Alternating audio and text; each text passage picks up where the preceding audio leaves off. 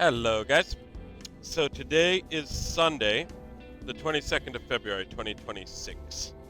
I am still in Malindi. My mother is here, but I will go to Lamu Makoe tomorrow, and in fact spend one night there and then go to my little village. Um, and also my machine has been delayed in Mombasa port. But first of all, let me talk to you a bit about the geopolitics of the moment before I jump into my own life. Um, So as I was mentioning last week, America has a navy, has an armada, sitting right outside of Iran, and they are about to start a war. Guys are talking about starting a war this week. I'm guessing it might start next week, but it might start this week. And my insight that I want to put on the historical record on this one is I think America's army is borderline non-functional. No one is saying this out there in the world, but it's going to be a missile war. They don't have any missiles. They have these Tomahawks that are 65 years old. They produce a trickle of them. Also, they have a pretty strong infantry army, but they're not going to be using it because the American people are demanding no boots on the ground. So what they have is an aircraft carrier with these airplanes, and it's like this World War II ass technology, peaked with the Zeros from Japan in 1945. And they're going to be throwing these airplanes over Iran with people in them. So they're like missiles with hostages inside. And they're going to be trying to do these bombing runs of Iran, while Iran is going to be pelting their assets with missiles.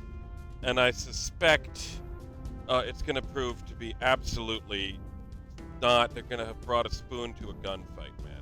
Spoon to a knife fight. And one of the reasons I'm thinking this is that it's basically taboo to question how strong the army is in America. And if you actually had a good army, it would be able to take criticism.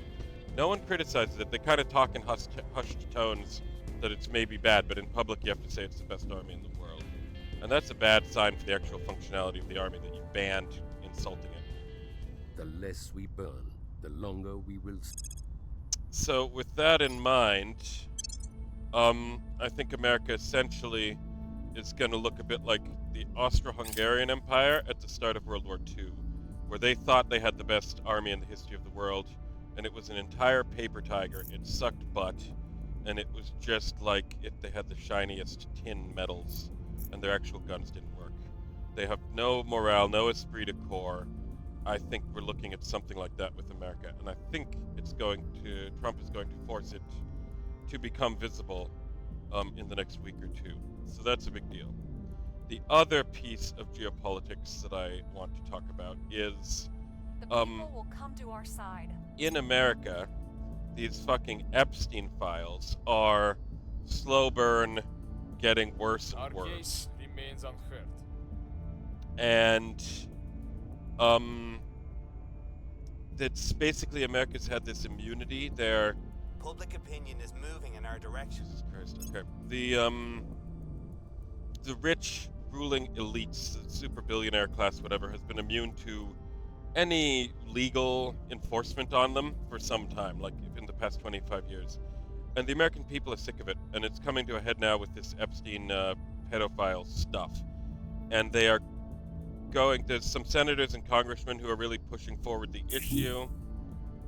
And the people have their back.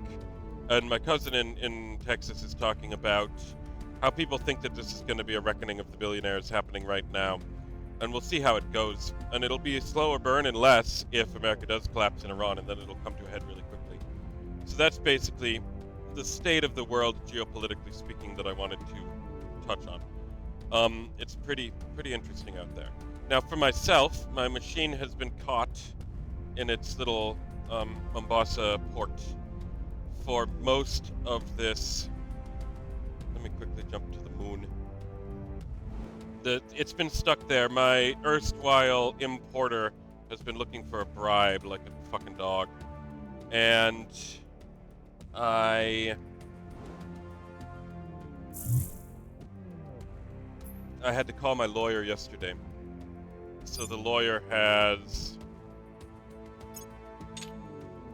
The lawyer yelled at him. It looks like it's come out of its being trapped, but I have to pay $500 of like fees for being trapped. The ports are completely corrupt. They're pretty gross. But tomorrow I'm gonna pay all my fees to get the machine out of the port. It should be on a truck by Tuesday of this week. There we go. My moon base is now August 1st, the day before. Everything's good there. So I have that going on. And that one's good. That's been a delay, but hopefully it should get its shit together. Now, up in Lamu Makoe, my mother's going to be staying in the capital town. I'm going to be renting a place in the small village, but she's going to have an air conditioner. And every day I'm hoping I'm going to commute into the town and then and then get some work done in her air conditioner. And the work I'm going to be looking at is two things. For one, I need to write a PowerPoint presentation for my motorbikes game. The motorbike guys of Malindi are really getting excited about this, but my investor is demanding a PowerPoint. So I want to get that done. It's going to be like pulling teeth, but I'm going to work on getting it done relatively soon here over the course of this week in an air conditioner. The other thing is selling the product that's going to come out of my machine that's just about to arrive. I've been doing some good work on that. I found a lot of contacts from my LinkedIn social media network I've been building up over the years, people who might be interested in buying. And I'm going to send a bunch of emails, and I'm going to have William in Ireland also send a bunch of emails. So that should be pretty good.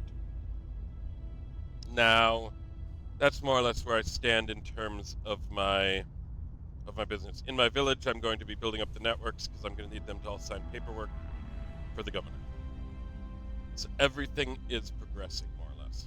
Now in the game, I have a couple of things. I'm about to make a play here for Germany. My Germany percentages are really, really high. And I should try and crack his mass media next month. And then I should own one seat in Germany the month after that. And then I'll grab the capital, and then I'll work on grabbing the whole of England, eating England.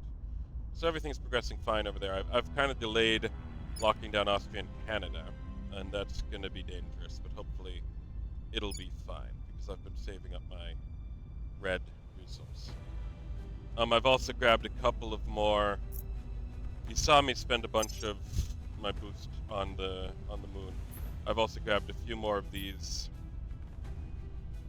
asteroids. So the asteroids are... I have 7 asteroids I can access, and 3 of them are just in the inner solar system. 4 of them come and go from the inner solar system.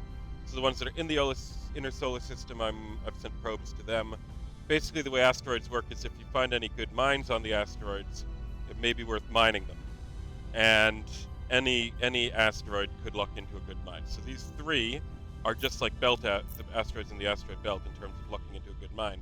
But they have much better strategic location. If I have a mine on one of them, it makes it easier to colonize Mercury and Venus and control the inner solar system. So that's kind of fun. That's where I'm standing, and it'll be nice to take a look at those when the probes land.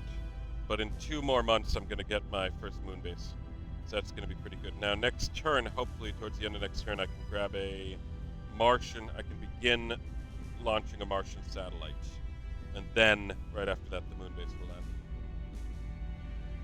And I'll send out maybe some more probes, or we'll see what happens. Maybe I'll put some Earth satellites as well. So everything's coming along fine in the game, basically. No complaints. And also in the real world, one of the big problems here, as you can see, is that there's a huge possibility of the American economy fucking shitting itself soon. And the timing of my business and the timing of global economic collapse is a bit harrowing for me right now. So I want to get a sale before the collapse. So we'll see if that's practical. And it depends. If Iran really blows up in America's face, I think that'll crash the economy. So that will not be great for me getting my sale out in time. But it might be slow enough burn that I can do it. So that's where we stand. I'll see you next week. I will record from Lamu Makoe, probably in an air conditioner. That should be fun. I'll have some updates for you. in all of these regards. Talk to you next